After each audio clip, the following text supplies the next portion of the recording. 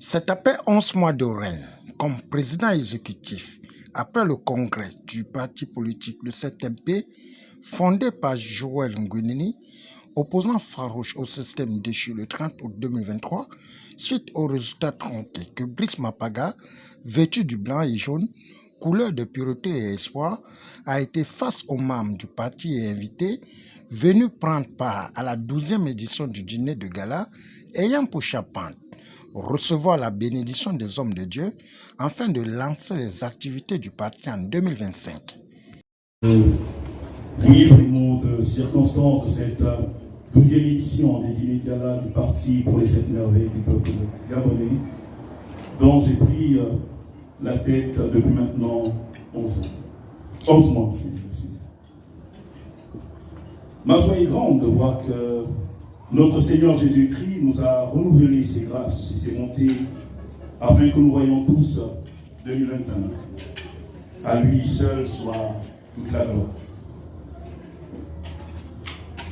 Cela fait maintenant 11 ans.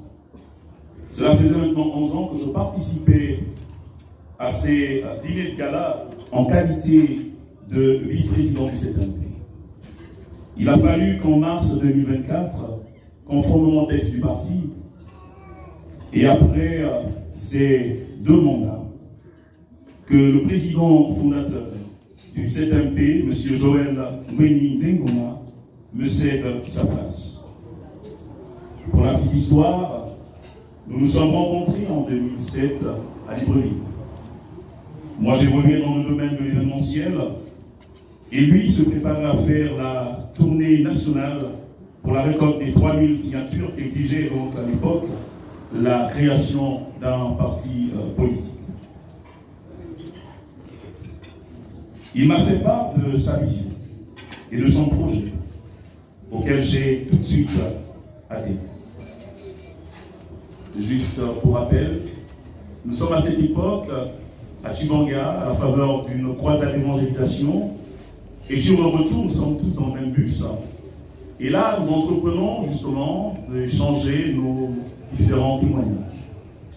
Et c'est donc à l'issue de cet échange que nous nous rendons compte que nous avons quasiment tous dans ce bus un appel politique. Et donc depuis, nous ne nous sommes plus quittés. Si j'ai un profond respect pour cet homme, c'est qu'il a su avec le temps me démontrer qu'avec Dieu, une vision claire, le travail acharné et la persévérance, rien ne peut nous stopper. J'ai aussi appris de lui qu'il faut toujours faire les choses avec son vrai niveau. En parlant de vrai niveau, il y a quelques années, nous avions notre convention qui se tient tous les 2 ans, et là, ça devait se tenir à Mouila. Et moi, j'étais précurseur. Et donc, j'arrive et je regarde justement la dimension de l'événement. Je regarde le moyen que j'ai entre mes mains, et là je dis, waouh, c'est compliqué.